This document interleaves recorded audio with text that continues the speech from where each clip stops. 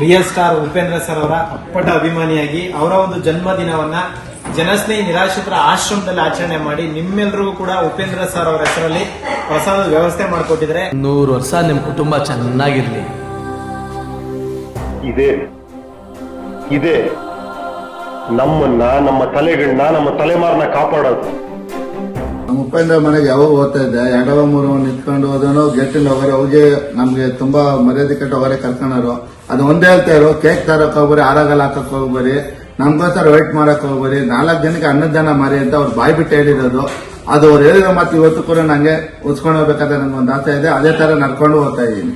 ಹಾಗೆ ಮನುಷ್ಯನಿಗೂ ಕೂಡ 2 ಅಕೌಂಟ್ ಇರುತ್ತೆ. ಒಂದು ಪಾಪದ ಅಕೌಂಟ್, ಇನ್ನೊಂದು ಪುಣ್ಯದ ಅಕೌಂಟ್. ಇವತ್ತಿನ ದಿನ ನಮ್ ಜಂಜಾಟದಲ್ಲಿ ನಮ್ಗೆ ಗೊತ್ತಿಲ್ಲದೆ ಸಾವಿರಾರು ತಪ್ಪುಗಳು ಮಾಡ್ತಾ ಇದ್ದೀವಿ. ಅದು ಬ್ಯಾಲೆನ್ಸ್ ಆಗೋದಕ್ಕೆ ಒಂದು ಪುಣ್ಯದ ಅಕೌಂಟ್ ಓಪನ್ ಮಾಡ್ಕೋಬೇಕು. ಹಿಂದೆ ನಮ್ ಹಿರಿಯರ್ ಮಾಡಿದ ಪುಣ್ಯಕ್ಕೆ ನಾವು ಚೆನ್ನಾಗಿದ್ದೀವಿ ಅಂತ ಹೇಳ್ಕೊಂತ ಇದ್ವಿ. ಆದ್ರೆ ಇವತ್ ಹಾಗಲ್ಲ. ನಾವು ಮಾಡಿದ್ದನ್ನ ನಾವೇ ಅನುಭವಿಸ್ಬೇಕು.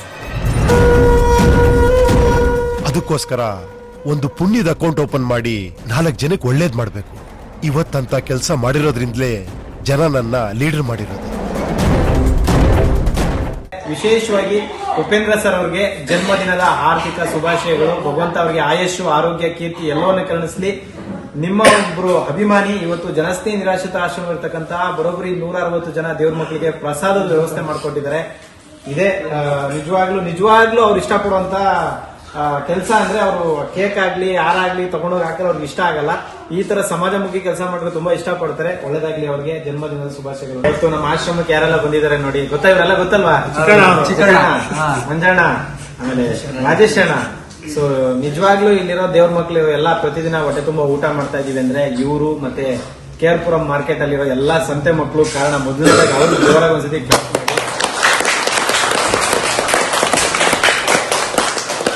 ಒಳ್ಳೇದ್ ಮಾಡಿ ಒಳ್ಳೇದಾಗುತ್ತೆ. ನಾನು ನನ್ನ ಮನಸ್ಪೂರ್ವಕವಾಗಿ ಯಾವಾಗ್ಲೂ ಒಬ್ಬರಿಗೆ ಒಳ್ಳೇದನ್ನೇ ಬಯಸುತ್ತೆ. I mean it.